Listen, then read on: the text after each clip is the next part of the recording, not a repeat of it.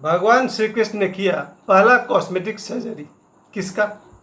Cosmetic surgery की शुरुआत करने वाले भगवान श्री कृष्ण ने एक कुरूप और कुबड़ी महिला का कॉस्मेटिक सर्जरी किया था। उससे पहले भगवान शिव ने प्लांटेशन किया था, हेड प्लांटेशन। भगवान शिव के कथा में हम सभी जानते हैं, उन्होंने गणेश जी का सिर जो उन्होंने काटा था, बाद में उसमें हाथी का सिर लगाया था। इस कथा का अर्थ बहुत ही व्यापक है, उस पर आज बात नहीं करेंगे। आज बात करेंगे दुनिया की पहली कॉस्मेटिक सर्जरी संभवतः भगवान श्री कृष्ण ने की थी।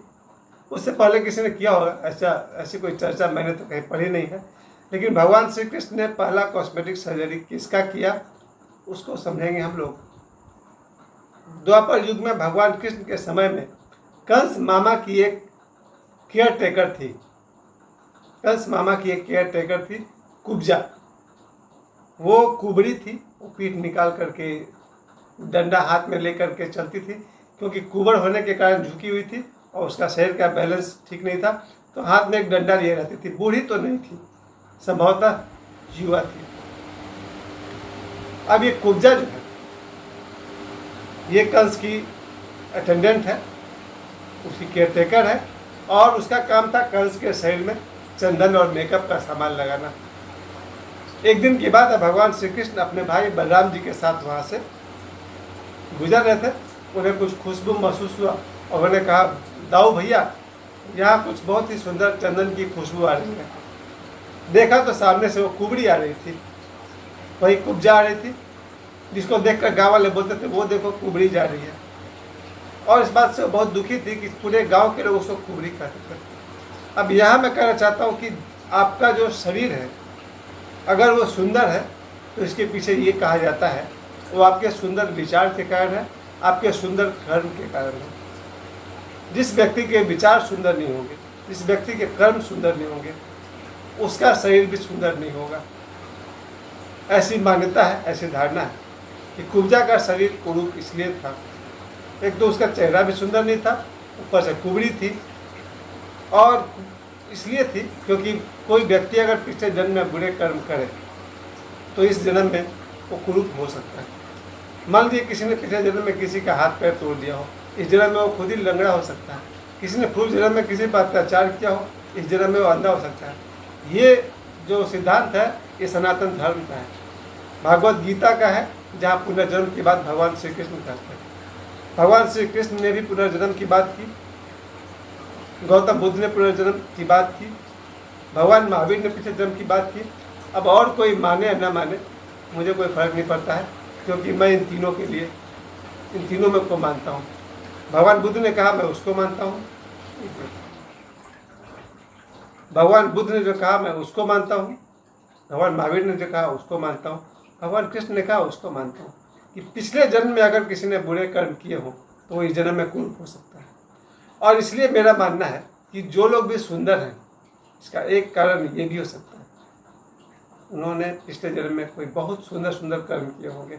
अब सुंदर कर्म क्या होता है, कुरूप कर्म क्या होता है, आप सभी जानते हैं। तो इस जन्म में मेरे जितने भी दोस्त हैं, सभी सुंदर सुंदर हैं भाई। या तो उनके विचार सुंदर हैं, या उनके कर्म सुंदर हैं, या फिर पिछले जन्म में उन्होंने सुंदर काम किया हो। लेकिन मेरे ग्रुप के जितने भी दोस्त हैं, लड़के, सब सुंदर सुंदर हैंडसम बॉयज़ हैं। और मेरे ग्रुप में पता नहीं क्यों बचपन से आज तक मेरे जीवन में अगर 25 लड़की आई है, उनमें से 23 सुंदर रही हैं। यानी कि सुंदर सुंदर लड़कियां ही मेरे जीवन में आई हैं।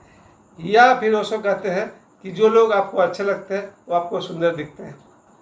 अगर कोई लड़की से प्रेम हो जाए तो वो सुंदर दिखने लगती है। वो सुंदर है या नहीं, लेकिन आपके लिए सुंदर है। मुझे आश्चर्य होता है कि जो लड़की मुझे पसंद है वो मेरे सिवा किसी को पसंद नहीं पड़ती है, या फिर जो लड़की किसी और को पसंद है वो मुझे पसंद नहीं पड़ती है। लेकिन क्या फ़र्क पड़ता है। ये जो कुब्जा, कुबड़ी वहाँ से गुजर रही थी, भगवान कृष्ण ने उसको रोका और छेड़ा और कहा, और सुंदरी कहाँ जा रही हो। कुब्जा को बुरा लग गया, पूरा गाँव हमको कुबड़ी कुबड़ी कहता है, आपने हमको सुंदरी क्यों कहा। अरे आपने हमको कुबड़ी कह दिया होता, हम सह लेते, क्योंकि इतना साल से तो सही रहे। आते जाते लोग कहते हैं, वो देखो कुबड़ी जा रही है। आपको भी चिढ़ाना था तो आपने मुझे कुबड़ी कह दिया होता, सुंदरी क्यों कह दिया। भगवान कृष्ण ने कहा, क्योंकि तुम सुंदर हो। यहाँ भगवान कृष्ण कहते हैं कि लोग शरीर देखते हैं, मैं तुम्हारी आत्मा को देख रहा हूँ, तुम्हारी आत्मा बहुत सुंदर है। ये बात सच है कि आत्मा सभी की सुंदर ही होती है। शरीर थोड़ा सा कुरूप हो सकता है, मन तो खैर अनलिमिटेड कुरूप हो सकता है, आत्मा कहीं भी कुरूप नहीं होती। जो लोग आत्मा को देखना जानते हैं उनके लिए संसार में सभी सुंदर है। मैं भी उनमें से एक हूँ जो हमेशा आदमी का या स्त्री का या पुरुष का मैं आत्मा देखता हूँ। मेरे लिए स्त्री सुंदर है या नहीं, पुरुष सुंदर है या नहीं, कोई मतलब नहीं रहता है। सुंदर है तो ठीक है, नहीं है तो कोई बात नहीं। आत्मा सभी की सुंदर होती है। और मन जितना कुरूप हो सकता है इसका कोई हिसाब नहीं। मन गंदा सोच सकता है और मन के कारण, मन की प्रेरणा से शरीर गंदे कर्म कर सकता है। तो हम लोग का जो बनावट है, हम जो बने हैं वो 3 घटक से बने हैं, शरीर, मन और आत्मा। शरीर सुंदर हो सकता है, नहीं हो सकता है, मन सुंदर हो सकता है, नहीं हो सकता है, आत्मा सदैव सुंदर है। यही बात भगवान कृष्ण ने कहा कुब्जा को कि मैं तुम्हारी आत्मा की सुंदरता देख रहा हूँ, इसलिए मैंने तुम्हें सुंदरी कहा। और अब तुम्हारे श्राप का समय पूरा हो गया है। उसने कोशिश किया याद करने का कौन सी श्राप की बात कर रहे हैं। तब भगवान कृष्ण कहते हैं कि पूर्व जन्म में तुमने जो पाप किए थे उसकी सजा पूरी होने का समय हो गया है। और ऐसा कहकर भगवान श्री कृष्ण ने कुब्जा के हाथ पकड़े और उसके चिन्ह को, ठुड्डी को पकड़ करके सीधा कर दिया और सीधा खड़ा कर दिया। किसी ग्रंथ में ये भी लिखा था कि भगवान कृष्ण ने कुब्जा के पैर के किसी उंगली को दबाया था, अंगूठा या उसके बाद वाले को, जिसे आज की भाषा में एक्यूप्रेशर कहते हैं या एक्यूपंक्चर कहते हैं। भगवान कृष्ण ने एक्यूप्रेशर पैर पर किया होगा, एक्यूपंक्चर यहाँ से किया होगा। खैर उन्हें सब कुछ आता होगा। जब आजकल के लोगों को एक्यूप्रेशर, एक्यूपंक्चर आता है, भगवान कृष्ण को भी आता होगा। और भगवान कृष्ण ने एक्यूप्रेशर, एक्यूपंक्चर और जिसे कुंडली की भाषा में शक्तिपात कहते हैं, उससे कुब्जा को सीधा कर दिया। कुब्जा सीधी हो गई और शक्तिपात के द्वारा उसको उन्होंने सुंदर कर दिया। कुब्जा हो गई सुंदरी। इसी में कह रहा हूँ कॉस्मेटिक सर्जरी। और भगवान कृष्ण जैसे गुरु अगर हो तो उन्हें निश्चित रूप से एक्यूपंक्चर, एक्यूप्रेशर का ज्ञान होगा। हमारे शरीर में ऐसे बिंदु हैं, अनेक बिंदु हैं जहाँ प्रेशर देने से या पिंच करने से, पिंच चुभाने से वो रोग विदा हो सकता है। तो जो बात आज चीन में या भारत में चल रहा है एक्यूप्रेशर, एक्यूपंक्चर, वो बहुत पहले से भगवान कृष्ण ने करके दिखा दिया। इस तरह से कुरूप कुब्जा, एक कुबड़ी कुब्जा सुंदर युवती बन गई। और मुझे लगता है इसके बाद से कुब्जा ने भगवान कृष्ण को ही अपना पति मान लिया। वैसे ही भगवान कृष्ण के 16,108 पत्नी है, एक और सही। और भगवान कृष्ण से प्रेम करने वालों की कमी नहीं है। 3 पत्नियां तो साक्षात सभी जानते हैं, रुक्मिणी, सत्यभामा, जामवंती। फिर 8 पत्नियों का भी सबको जानते हैं लोग, 16,108 की जानते हैं। उनमें से एक कुब्जा भी रही होगी।